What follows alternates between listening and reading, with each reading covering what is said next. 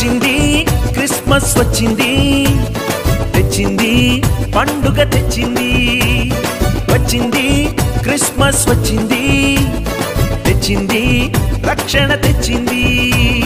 గురువాడ పల్లె పల్లెల్లోన ఆనందమే ఎంతో సంతోషమే. గురువాడ పల్లె పల్లెల్లోన ఆనందమే ఎంతో సంతోషమే. మన చీకటి బ్రతుకులలోన ప్రభు యేసు జనించెను. మన చీకటి బ్రతుకులలోన ప్రభు యేసు జనించెను. రారండో వేడుక చేద్దాం, కలిసి రారండో పండుగ చేద్దాం. రారండో వేడుక చేద్దాం, కలిసి రారండో పండుగ చేద్దాం. దేవుని నామానికి మహిమ కలుగునుగాక. ఆత్మీయులారా, బాగున్నారు కాదు? దేవుని మహాకృప వలన మరో పర్యాయం మనం ఇలాగన ప్రభువును స్తుతించే భాగ్యం దేవుడు మనకు అనుగ్రహించున్నారు. దయగలిగిన ఆయన ఆత్మచేత సమభూమి గల దేశమున ప్రభువు మనలను నడిపించునుగాక. నేటి దినాన పునరుత్థాన ఆదివారం. గడిచిన వారమంతటిలో ప్రభువు మనలను మన కుటుంబములను కాపాడి ఉండినందులకు గాను కృతజ్ఞత హృదయంతో దేవుని సన్నిధిని నిలువవలసిన సమయం ఆసన్నమైనది. కనుక ఆత్మీయులారా, ప్రభు పాదాల చెంత మంచి మనస్సాక్షితో ప్రభు సన్నిధిని చేరి ప్రభుని గొప్ప చేదుముగాక. ఆమేన్. దేవుని వాక్య విషయమై చూద్దాం. 39వ అధ్యాయం ఆదికాండం 7 నుండి 12 వరకున్న వచనాలలో 9వ వాక్యం.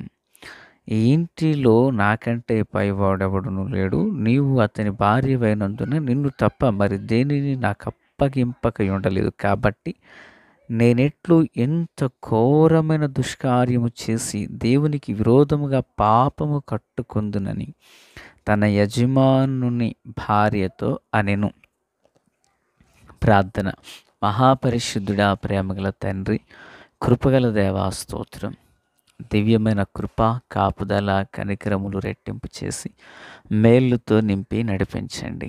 ఆశ్చర్యకరమైన మీ సన్నిధి మా అందరకు తోడయుండును గాక. మేలుతో వర్ధిల్ల చేయమని యేసయ్య నామమున అడిగి వేడుకొనుచున్నాం మా పరమ తండ్రి. ఆమేన్. ఆత్మీయులారా, బాగున్నారు కదూ? ఈ వాక్య భాగంలో యోసేపుని ఆమె పాపమునకై ప్రేరేపించినటువంటి స్త్రీ పాపమునకై ప్రేరేపించగా అప్పుడు ఈ యొక్క యోసేపు ఏమని మాట్లాడుతున్నాడంటే, ఇంత ఘోరమైన దుష్కార్యమును నేను చెయ్యలేను, ఘోరమైన దుష్కార్యం చేసి దేవునికి విరోధంగా నేను పాపం చేయలేనంటూ మాట్లాడుతున్నాడు. ఆత్మీయులారా, క్రీస్తునందు నాకు అత్యంత సన్నిహితులారా, అంటే యోసేపు పోతీఫరు యొక్క భార్యతో కలిసి జీవించడం అనేది రెండు విషయాలుగా ఎంచుతున్నాడు. ఒకటి, అది ఘోరమైన దుష్కార్యం. 2, అది చేయుట ద్వారా నేను దేవునికి విరోధంగా పాపం చేసిన వాడనవుతాను అంటున్నాడు. ప్రియులారా, అంటే మనందరికీ తెలుసు, ఆజ్ఞ అతిక్రమం పాపం. వ్యభిచరించకూడదని 10 ఆజ్ఞల్లో ఒక ఆజ్ఞ, ఆ ఆజ్ఞ అతిక్రమం పాపం. అయితే పాపం వలన వచ్చు జీతము మరణం. సమూయేలు 2వ గ్రంథం 12:13లో నేను పాపము చేసి తినని దావీదు నాతాను నాతాను నీవు చావకుండానట్లు యెహోవా నీ పాపమును పరిహరించిన మాటను చూస్తున్నాను. అంటే పాపం వలన వచ్చు జీతం మరణం రుజువు అయిందని ఇక్కడ మనం చూస్తున్నాం. అయితే యోసేపు తన వ్యక్తిగత జీవితాన్ని ఎంతగా కాపాడుకుంటున్నాడో ఈ సందేశం క్రైస్తవ సంఘానికి, యవ్వనస్తులకు ఒక పునాది లాంటిది అని ఈ సందర్భం మనం ఎంచుకోవాలి. ఎందుకంటే యోసేపు అప్పటికే ఐగుప్తు దేశంలో ప్రియులరా పోతీఫరు ఇంట విచారణకర్తగా పనిచేస్తున్నాడు. తన జీవితంలో ఒక్కరోజు కాదు శోధన ఎదురైంది. ఇంకా ఆ వచనాలు చదువుకుంటూ మనం ముందుకు వెళితే, ఆమె దినదినము అతనిని అలాగున శోధిస్తూ, ప్రియులారా, తనతో ఉండమని ఆ యోసేపు మీద ఆమె కన్నేసి దినదినము శోధిస్తూ ఉంది. అయితే విషయం ఏంటంటే, యోసేపు ఆమె ఎంతో తొందర పెట్టుచున్నప్పటికీ ఆ పాపము నుండి తాను పారిపోవడానికి ఎంచాడు. అంటే యోసేపు ఆ కార్యాన్ని పాపంగా ఎంచాడు, దుష్కార్యంగా ఎంచాడు, ఎంజాయ్మెంట్ అనుకోలేదు. ప్రియులారా, అర్థమవుతుందా? దాన్ని దుష్కార్యంగా ఎంచాడు గనుకనే దాని నుండి పారిపోగలిగాడు. అది పాపం, పాపం వలన వచ్చు జీతం మరణం అని ఎంచాడు గనుకనే దానికి దూరమయ్యాడు. కానీ నేటి లోకం ట్రెండింగ్ అంటుంది, నేటి లోకం ఎంజాయ్మెంట్ అంటుంది, నేటి లోకం దట్ ఈస్ అ న్యాచురాలిటీ అంటుంది. నేటి లోకం దానిని అనేక విధాలుగా ఆ తప్పిదమును సమర్థించుకుంటూ ముందుకు వెళుతుంది. కనుకనే ప్రియులారా, లోకం దాన్ని జయించలేకపోతుంది. యోసేపు మనకు ఒక మాదిరికరమైన జీవితాన్ని మన ఎదుట ప్రదర్శిస్తూ జయించే సూత్రాన్ని కూడా తెలియపరుస్తున్నాడు. ఏంటంటే, ఆ కార్యాన్ని పాపిష్టి కార్యంగా ఎంచాడు. కనుకనే దానికి దూరమయ్యాడు.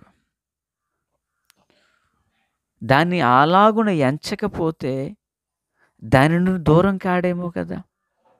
ఈ మాటలు వించిన ఆత్మీయులారా, వైద్యుడి దగ్గరికి వెళ్ళిన తర్వాత వైద్యుడు పలానా విషయం నీకు ఇలాగా పడదని చెప్పిన తర్వాత దాని మీద ఎంతో ఇష్టం కలిగిన వ్యక్తి అయి ఉన్నప్పటికీ దాన్ని ఘోరమైనదిగా చూడగలుగుతాడు. అంటే దీన్ని తింటే నేను చచ్చిపోతాను, ఇది నా ప్రాణానికి హాని కలిగించింది, దాన్ని ఎంచుకుంటాడు. దానికి దూరంగా ఉన్నంతకాలం బ్రతుకుతాడు, దగ్గర ఏడా చేస్తాడు. అంటే నా అభిప్రాయం ఏంటంటే, యోసేపు అట్టి కార్యాన్ని ఘోరమైనదిగా, దుష్కార్యంగా, పాపంగా ఎంచాడు. కనుకనే దాని నుండి దూరంగా పారిపోయాడు.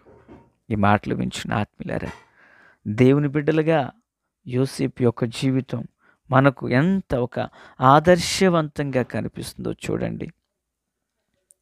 ఎంత ప్రోత్సాహాన్నిచ్చేదిగా ఉందో చూడండి.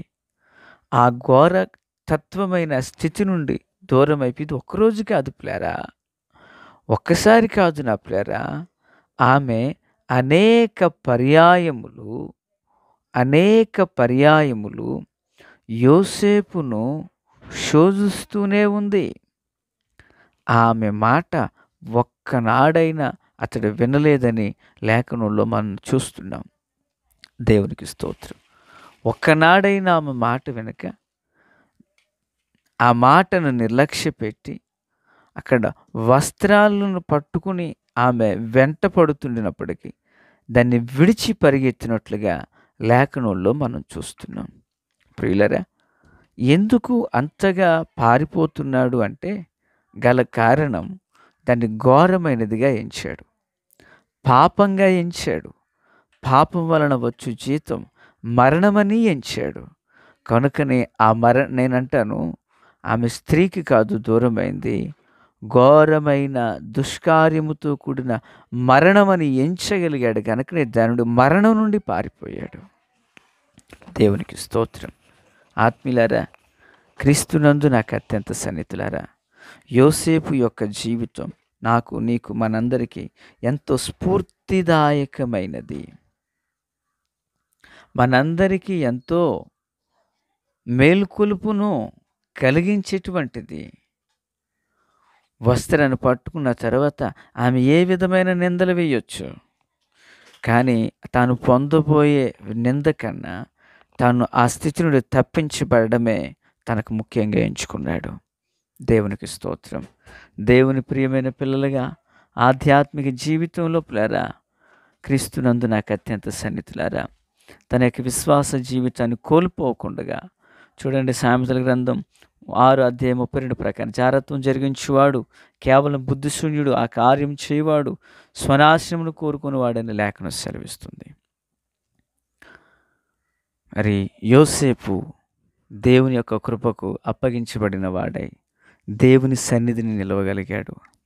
ప్రియులారా, మనము కూడా దేవునికి విరోధకరమైనది, ఘోరమైన దుష్కార్యమని మనం ఎంచగలిగితే ఆశ్చర్యకరుడైన దేవుడు తన సన్నిధి, తన ముఖ కాంతి మనపై ప్రకాశింపచేస్తూ ఆశీర్వాదకారకులుగా మనం నడిపిస్తాడు. ఆ కృపతో దేవుడు మనల్ని దీవించినట్లుగా ప్రార్థించుకునేదము. మహాపరిశుద్ధుడా దేవా స్తోత్రం. వాక్యం అందరి హృదయాల్లో ఫలభరితం చేయండి. మీ దీవెన ఆశీర్వాదాన్ని దయచేయండి. నీతి సూర్యుని యొక్క ముఖకాంతిని ప్రకాశింపచేయండి. సియోనులోని మీ కృపాహస్తం మందరికీ తోడై ఉండునుగాక. శక్తి చేత, బలము చేత కానిది మీ ఆత్మ మూలమున జరిగించమని, మీ కృపా కాపుదల కనికరములు దయచేయమని, వాక్కు చేత మాతో మాట్లాడమని, నన్ను మమ్మల్ని అందరినీ బలపరచమని, ఈ పునరుత్థాన ఆరాధన ఆశీర్వాదాలు మెండుగా మాకు ప్రసాదింపచేయండి. యేసు నామమున అడిగి వేడుకొనుచున్నాము మా పరమ తండ్రి. Amen, amen, amen. Praise the lord.